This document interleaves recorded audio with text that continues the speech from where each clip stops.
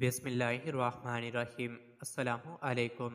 روزانہ واقعات سننے کے لیے اس چینل کو سبسکرائب کریں۔ حضور اکرم صلی اللہ علیہ وسلم فجر کی نماز کے بعد صحابہ کرام سے دریافت فرمایا کرتے کہ تم میں سے کسی نے کوئی خواب دیکھا ہے؟ اگر کسی نے دیکھا ہوتا تو آپ اس کی تعبیر فرما دیا کرتے۔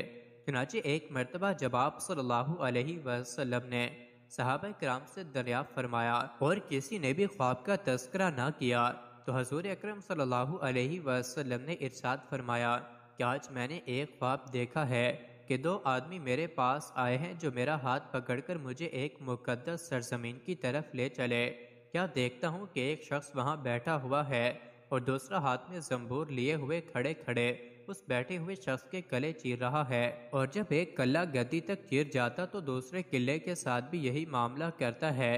اتنی دیر میں اس کا پہلا قلعہ درست ہو جاتا ہے، مگر وہ شخص اس کے ساتھ یہی عمل کرتا ہے۔ یہ دیکھ کر میں نے دریافت کیا آخر یہ کیا بات ہے؟ تو وہ دونوں کہنے لگے آگے چلیے۔ ہم آگے چلے تو ایک ایسے شخص پر سے گزر ہوا جو لیٹا ہوا ہے اور دوسرا اپنے ہاتھ میں ایک بھاری پتھر لیے اس لیٹے ہوئے کے سر کو نہایت بے دردی سے کچل رہا ہے۔ چنانچہ جب وہ اس کے سر پر زور سے پتھر مارتا ہے تو پتھر لڑک کر دور جا پڑتا ہے اور وہ ابھی اس پتھر کو لا بھی نہیں پاتا کہ اس کا سر پھر درست ہو جاتا ہے اور وہ پھر اسی طرح اس کا سر پھوڑتا ہے۔ یہ ماجرا دیکھ کر میں نے دریافت کیا کہ یہ کیا قصہ ہے؟ تو وہ دونوں آدمی کہنے لگے کہ آگے چلیے۔ جب آگے چل کر ہم ایسے غار پر پہنچے جو اندر سے کشادہ تھا اور اوپر سے جس میں آگ دھک رہی تھی اور بہت سے مرد و عورت اس میں پڑے تھے۔ جب آگ کے شعلے بلند ہوتے تھے تو وہ سب اوپر اٹھتے اور نکلنے کے قریب ہو جاتے تھے، اور جب آگ بیٹھتی تو اس کے ساتھ نیچے چلے جاتے تھے۔ یہ دیکھ کر میں نے معلوم کیا کہ یہ کیا معاملہ ہے، تو وہ دونوں کہنے لگے آگے چلیے۔ آگے چل کر ہم نے دیکھا کہ ایک خون کی نہر میں ایک شخص کھڑا ہے اور دوسرا شخص نہر کے کنارے پر کھڑا ہے جس کے سامنے بہت سے پتھر پڑے ہیں۔ جس وقت اندر والا نہر کے کنارے کی طرف آنا اور نکلنا چاہتا ہے تو کنارے والا اس زور سے اس کی طرف منہ پر پتھر مارتا ہے کہ وہ پھر اسی جگہ پہنچ جاتا ہے، پھر نکلنا چاہتا ہے تو پھر مار کر اس کو اسی جگہ پہنچا دیتا ہے۔ اس حال کو بھی میں نے معلوم کرنا چاہا تو وہ دونوں کہنے لگے کہ آگے چلیے۔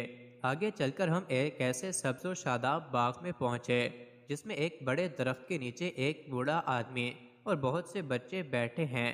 اسی درخت کے قریب ایک اور شخص بیٹھا ہوا ہے جس کے سامنے آگ جل رہی ہے جس کو وہ دھونک رہا ہے۔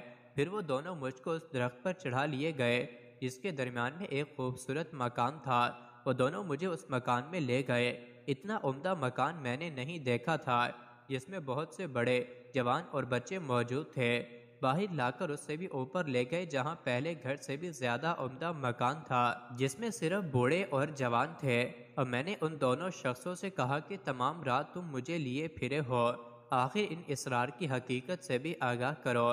جب انہوں نے بتایا کہ جس شخص کے گلے چیرے جا رہے تھے وہ جھوٹا ہے، جس کی جھوٹی باتیں دنیا میں مشہور ہو جاتی تھیں، قیامت تک وہ اسی سزا میں مبتلا رہے گا، اور جس کا سر پھوڑا جا رہا تھا ایسا شخص ہے جس کو اللہ تعالیٰ نے علم قرآن عطا فرمایا، مگر رات کو غافل ہو کر سوتا رہتا اور دن کو اس پر عمل نہ کرتا تھا۔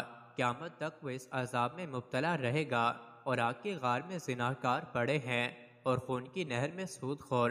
وہ بڑے میاں جو سرسبز درخت کے نیچے بیٹھے تھے حضرت ابراہیم علیہ السلام ہیں، اور اسی درخت کے قریب جو آگ دھونکنے والا شخص آپ نے دیکھا وہ مالک داروغہ دوزخ ہے، اور دوزخ کے اوپر والا وہ پہلا گھر جس میں آپ داخل ہوئے عام مسلمانوں کا گھر ہے اور دوسرا شہیدوں کا ہے۔